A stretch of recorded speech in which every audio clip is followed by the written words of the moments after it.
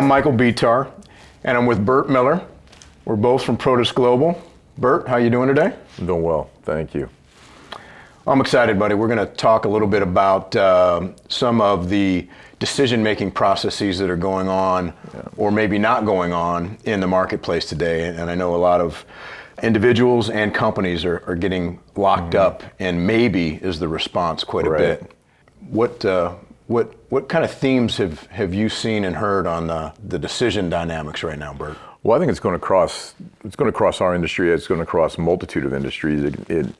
You're starting to see in companies when they're getting their earnings reports, they're reluctant to do certain things, whether it's investing CapEx or building out their staff. And within our industry and with our client base, we thought we'd get on here today and talk a little bit about what's really happening, and that is we're seeing a lot of delays. And what I find fascinating about the delays is that maybe it costs you more than a yes or no, which is a decision. And we can talk a little bit about that as well here in a moment.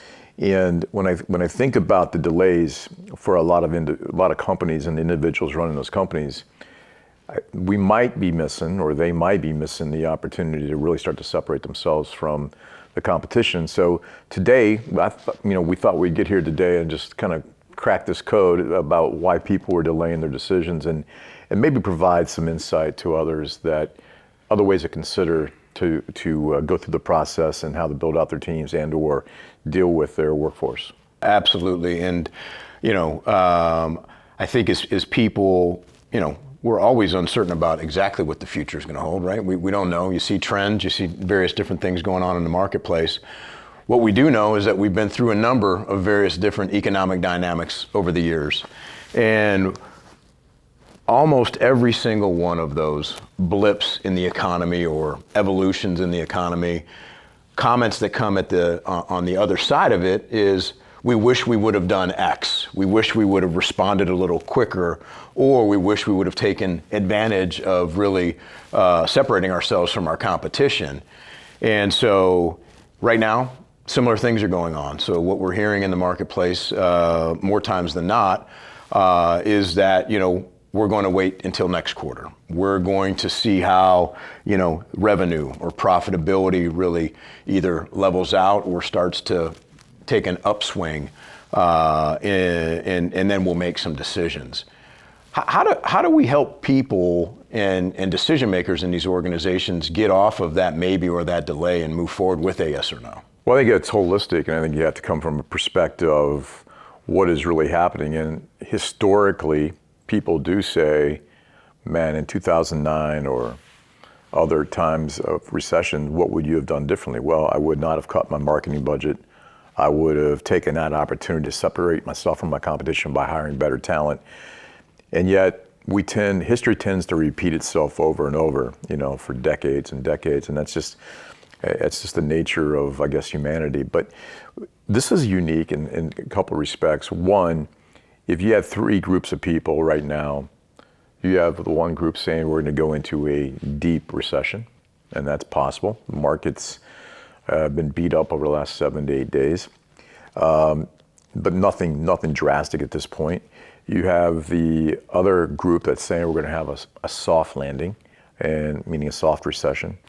And you have another group of folks saying we might be able to avoid. So the uncertainty, to your point, is out there. But the thing we have to keep in mind, what makes this unique, is unemployment's at 3.5%. That is a change, and still 3.5% as the Fed continues to raise interest rates.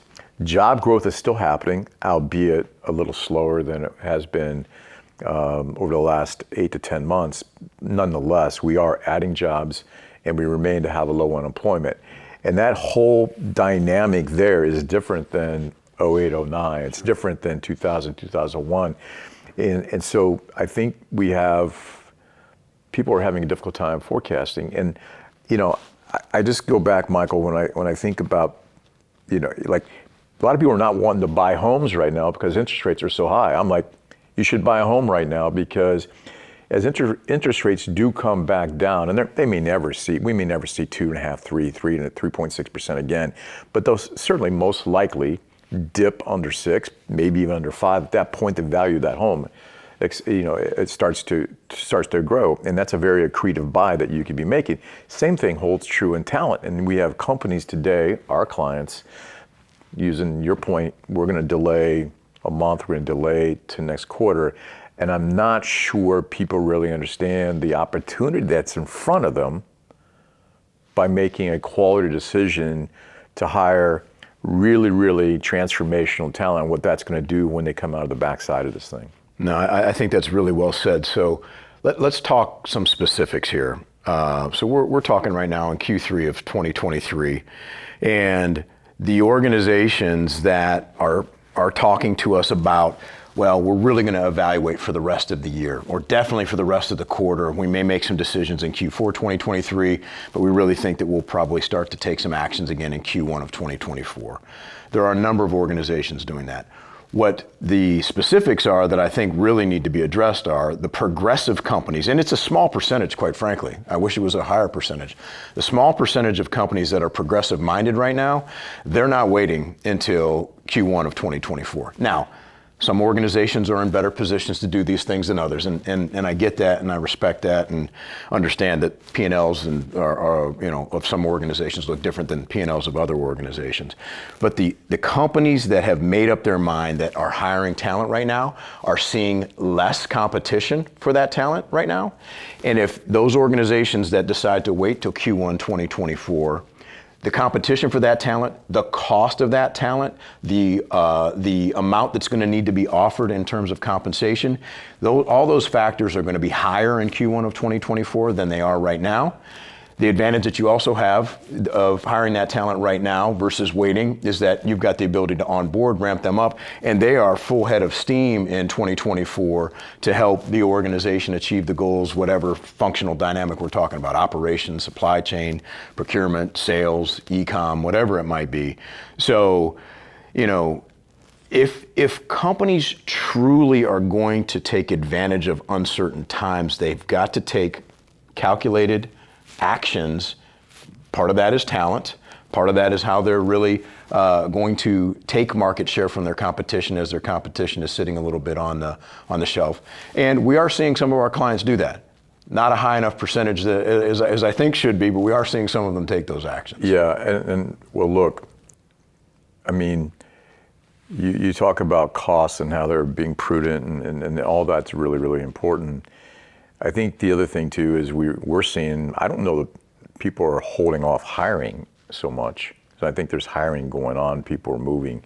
Some are holding off, others are going to contract staffing to solve some of their problems, and others are still looking to hire. They're continuing to move their business forward with product initiatives or whatever the case may be. And I don't know how many times I have heard this over the last month and a half, really sort of why we're having this segment today, and that is we have clients that have told us, hey, we have a few people we know, or this person's been recommended, or look, you can, in moments in time when talent is tough to get and various times you want to get work done, you can hire people that are solid. You can hire people that you know that can do the job. The moment where you can totally start to separate yourself from your competition is the moment that you actually go get somebody that can transform your organization as a force multiplier in this particular industry and attract them. And in terms of looking at line items, and look, if you're going to use Protus Global, you pay a fee, and we're a line item on that P&L you mentioned.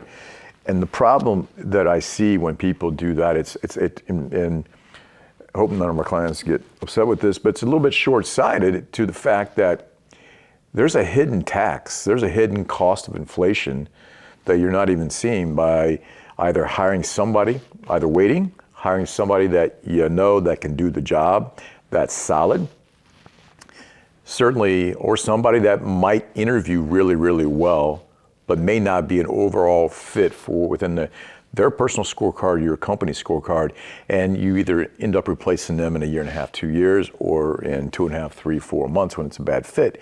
The cost of that is exponential to a line item of a Protus Global fee. No, it's a great point. And even if you're not replacing them in a year or two, let's say they have a longer tenure than that, and they are a solid hire, like you mentioned, but they're not a force multiplier. They're not somebody who is really moving your business forward, and you didn't take the time to really do a thorough search of your internal team, right? Who might be promotable, of your internal circle of influence, people that you can tap quickly that you are familiar with. And real quick, and what better time to do that now when your competition is not doing that? No, that's exactly right. Right now is a great time to hire because of that.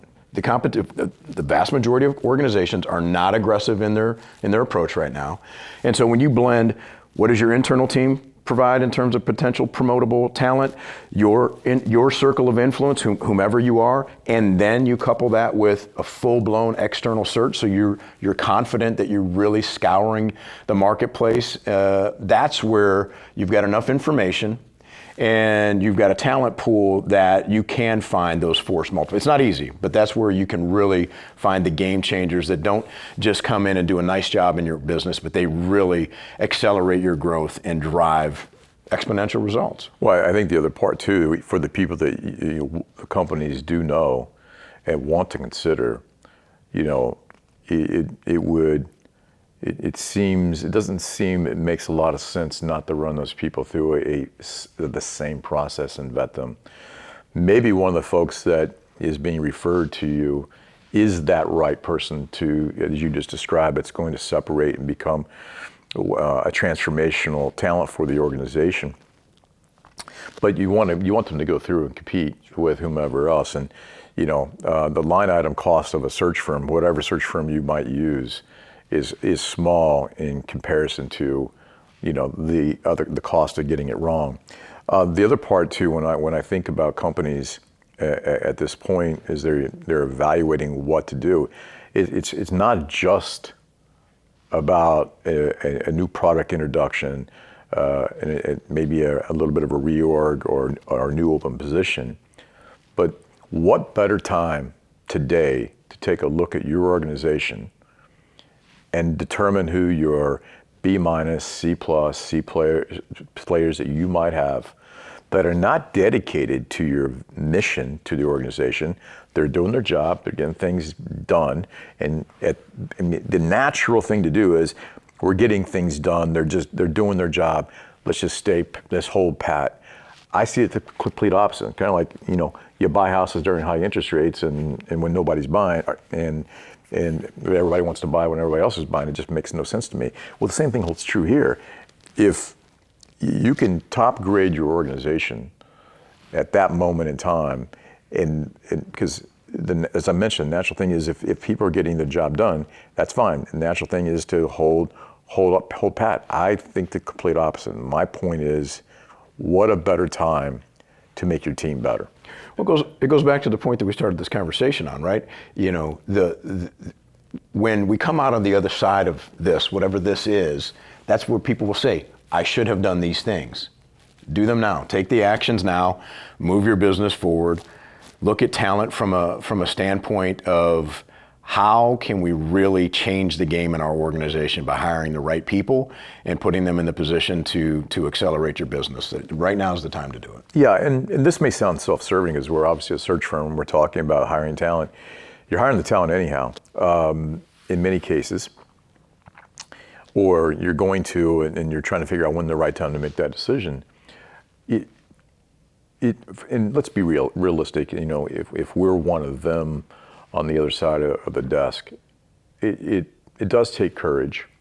It takes courage to make decisions about people, the mistake of a bad hire, or whatever the case may be.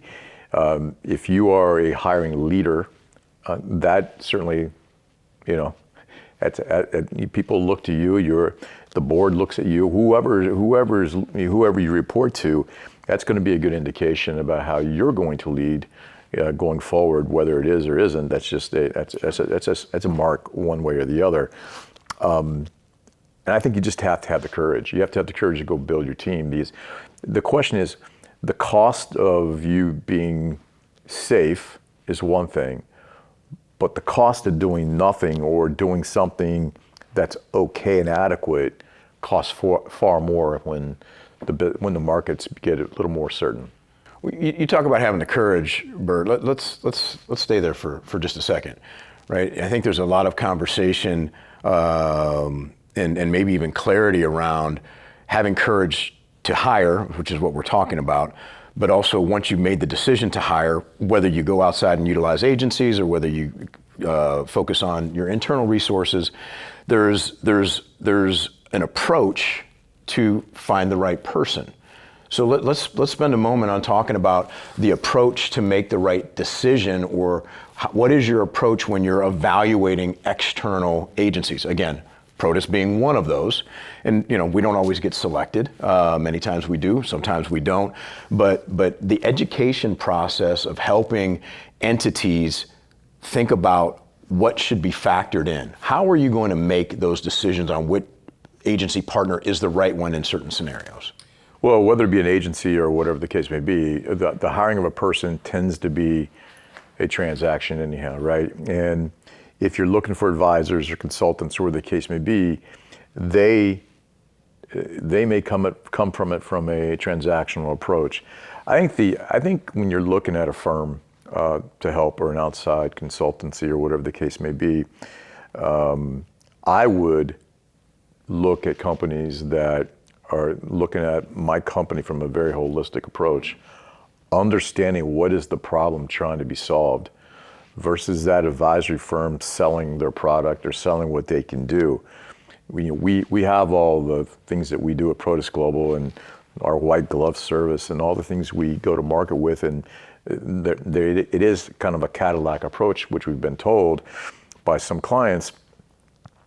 Having said that, that's not why people should hire us. People should hire us or anybody else if the problem can be solved.